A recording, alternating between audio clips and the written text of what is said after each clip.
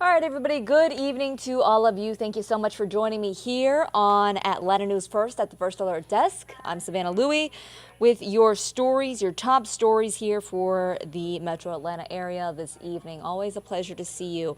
Now, we are going to start with something that if you live in not only the Metro Atlanta area, but also even a little bit west, in Alabama, for example, you probably must have noticed all of the storms that we had rolling on through our way. This happening just a couple of hours ago.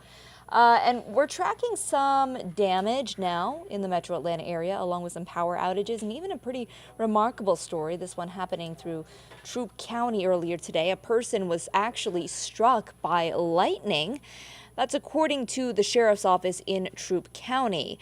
One of the sergeants says that just before 3 o'clock, Troup County Fire responded to a person struck by the area of Old Airport Road in LaGrange. Now, the sergeant said to Atlanta News First the victim was not transported to the hospital. They are doing okay, which is some good news here. But we are also aware of some other issues throughout the Metro Atlanta area. Some areas saw wind, hail, and even concerns over flash flooding, especially south of I-20. That's where a lot of those concerns were. A lot of those areas also under a severe thunderstorm watch. Most issues here in the South Metro Atlanta area. We also saw downed trees in some parts of the metro. And right now, there are thousands of people without power. Power outages, again, most of those in the southeast region of the Metro Atlanta area. We are going to keep following some of this damage right now. We do have crews on the ground as well as our meteorologist in-house, and our meteorologist Patrick Pete is going to be joining us here momentarily with more on what we can expect going toward the weekend as far as our weather concerns go, because there are a couple of other first alerts that we have in the forecast here. But our crews on the ground are also getting some of the latest information when it comes to damage and issues that some of our residents, our neighbors, our families are facing tonight. All right, I do want to move straight ahead here to another story. I found this one personally very concerning here. We're learning that a former Walmart employee is now arrested after allegedly taking video and pictures, rather, of women in the store restroom. And for that, I'm going to send things over to our reporter, Zach Summers, who has a closer look at this story tonight. I think the story you guys ran, it was what got him arrested. Attorney Jonathan Johnson says his clients are relieved that a week after sharing their story with Atlanta News First, the man they say recorded them while using a store restroom is now behind bars. They've been going around in fear ever since he took those videos of them. 26-year-old Lester Jolly of Decatur charged with 2 counts of unlawful eavesdropping or surveillance related to incidents said to have happened at this Walmart on Memorial Drive between January and March. According to the arrest warrant, Jolly admitted to using his cell phone to film women using the restroom while he stood on a stall. He was a janitor at the time. He would go in there under the cover story that he was cleaning the restroom and hide while he was taking surveillance videos of the women. This afternoon, Jolly's court-appointed attorney petitioned a judge for a lesser bond, but the judge granted the state's request for a $10,000 bond. He was also ordered to stay away from Walmart and not make contact with his accusers. I was just scared. Giovanna Ruff is one of at least 3 Walmart employees Johnson is representing. The experience so traumatizing, she transferred to another store. The whole next month, I couldn't go to the bathroom by myself. Johnson says since our original reporting, another woman has come forward with claims against Jolly. He says he plans to share the details with the district attorney's office. I think this is something this guy's been a sexual deviant probably for many years. That is absolutely disturbing and disgusting. We will keep an eye on how this all unfolds, including whether or not how this whole case pans out here. I am going to move ahead to our next story. And this is offering some families a little sense of security, a little sense of hope here this evening, as lawmakers are discussing a gun discharge petition. Right now, House Democrats here in Georgia have tried a new and more aggressive measure to force votes on gun control measures like background checks and assault-style rifle bans. It's called the Discharge Petition. Right now, Democrats are trying to collect the signatures of all 212 of their fellow House lawmakers. They also need 6 Republican members to reach a majority and force votes on gun control legislation without having them stop in a committee for a hearing first. Now, the person who is behind this is Representative Lucy McBath. She's leading the petition effort. In 2012, her son, Jordan, was killed by gun violence, and now she says she is tired of some of the recent unanswered shootings we've had here in the metro Atlanta area. Not sure if you remember, but about a month ago now, we had a shooting in Midtown Atlanta where several women were shot, one of them killed. So this issue for McBath really takes on a personal note here with her son who was killed due to gun violence. Now, discharge petition signatures are not anonymous. So here's where it could get a little tricky. We're not sure if enough House Republicans will willingly sign their name into this effort. But community advocates say background checks are a bare minimum safety measure many gun stores are already executing.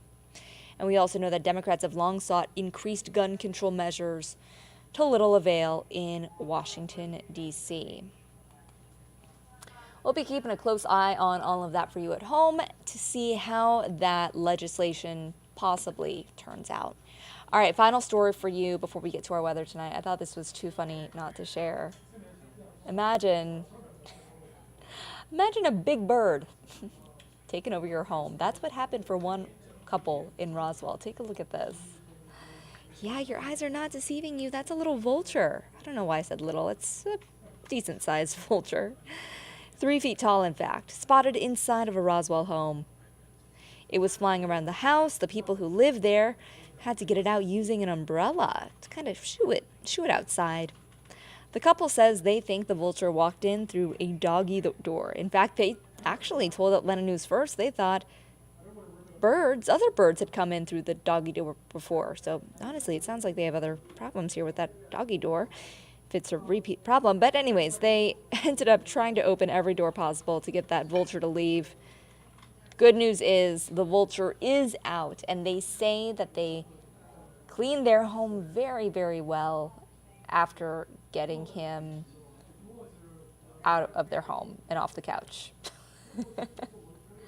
I thought that was a funny one. I know we had some kind of harder stories tonight, so I wanted to make sure we left things on a bright and light note here. Thank you again so much for joining me here at 8:08 on Atlanta News First. Let's send you out with a picture of the Midtown Atlanta skyline. You can see some clouds in the sky, but you can also see that sunshine. That's something that we didn't see earlier today. All right, now the star of the show, because really the big story of the day was weather. We have our meteorologist, Patrick Pete. And Patrick, before you came out here, one thing I was talking about was that we do have several other first alerts in the forecast this upcoming week. Yeah, we have multiple first alerts coming down the pipeline as we're going to be watching multiple chances for showers and storms later on. Let's take a look at this view, because this view is amazing out there, especially in comparison to what we saw earlier today. We had stronger storms move through the area, some damaging wind reports, some hail, heavy rain. We had reports of a couple of power lines down, so there were definitely some power outages across parts of the region. Thankfully, things are just a whole lot drier right now. Taking a look at the next 5 days, we do track some scattered showers and storms on tap for tomorrow. This looks to be not as widespread as what we saw earlier today and not as intense, but nonetheless, showers and storms are going to be a part of the forecast. And then as we head towards Friday, finally some dry time. Friday, Saturday. Saturday looks like we could see some pop-ups along and south of I-20. And then Sunday, notice we have a first alert still there, but you can see that on that image, there's not a whole lot there. Well, just today, a couple of models have trended a little bit with a drier solution for Sunday. So we're dialing back our rain chances, and if we continue to see this trend, we can actually take those rain chances away. Looks like guidance is showing that system slowing and not arriving until Monday. If that happens, that means that the entire weekend is going to be pretty dry. So you'll want to tune in with us tomorrow. We'll have that final, another look. We'll have 24 hours of data that'll show us consistently what we expect for your Sunday, and we'll be able to dial back that first alert if that trend continues. Meanwhile, we already had showers and storms moving in Monday. Guidance has even more of that, so we're keeping that first alert on Monday as well. So lots going on in the forecast. Here's looking how we get through the next 24 hours. And while there may be a spotty shower tonight, we do expect that the bulk of you will be dry and the stronger storms will remain in portions of middle and south Georgia. But as we get closer to 7 o'clock tomorrow morning, it will get a little bit damp. I do expect some folks to pick up on some morning showers. This isn't going to be everyone, but there will be some rain out there on radar. Meanwhile, closer to 10 a.m., the bulk of that rain activity sinks further to the south. We'll have a mainly dry afternoon with about a 20% chance of showers around the 2 to 3 o'clock hour. But later on in the afternoon, we're going to be watching for this developing cluster of showers and isolated storms to push through as we head into the afternoon and evening hours. So if you have Thursday happy hour plans, Thursday night plans, it is looking like there's going to be some showers and storms around. The good news, the ingredients, especially at that time of day, are just not conducive for there to be widespread severe weather like some of the storms that we saw today. So just some rain and some lightning and some breezy winds. Meanwhile, as we head into the hour-by-hour breakdown, we are looking at numbers, temperatures in the mid-70s around 12 o'clock, climbing into the upper 70s for the afternoon, and then we are expecting those daytime highs to crest near 81. Meanwhile, Friday's forecast is trending drier, mid-60s for the morning. As we push into the afternoon, we're going to see those showers pretty much stay to our west, so we'll keep things pretty dry, good mix of sun and clouds, getting into the upper 70s. And then we are tracking clearing as we push into the evening with daytime highs cresting somewhere in the mid-80s before we see those clouds dissipate through the overnight. Lots going on this weekend, and we are talking about Juneteenth parade being one of the things that a lot of us are going to be taking part in. Just FYI, we're going to be airing the Juneteenth parade on Peachtree TV, but a large chunk of our newsroom will be out and about at that parade. We're going to be working that parade and meeting people and having a good time. So if you are available and you want to come out and say, hey, we'll be there. Meanwhile, the weather is going to be nice enough for it, mid-80s for the morning. Or at least by lunchtime, climbing into the upper 80s through the 4 o'clock hour. The parade should be over by then, so I think it's going to be a gorgeous forecast. There's a 20% chance of showers, but that's mainly south of the city. And then that first alert for Sunday is what I was telling you about earlier.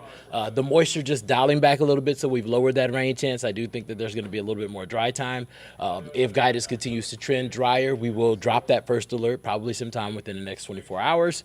First alert for Monday and Tuesday, we can already tell that it's going to be a damp one. Showers and storms both days, cooler temperatures into Wednesday hanging out near 80. So I'm going to leave you all with the 7-day forecast. And for the latest, you can catch us at 9. Meteorologist Fred Campagna is going to have that hour by hour of what you could expect over the course of the next 24. See you later.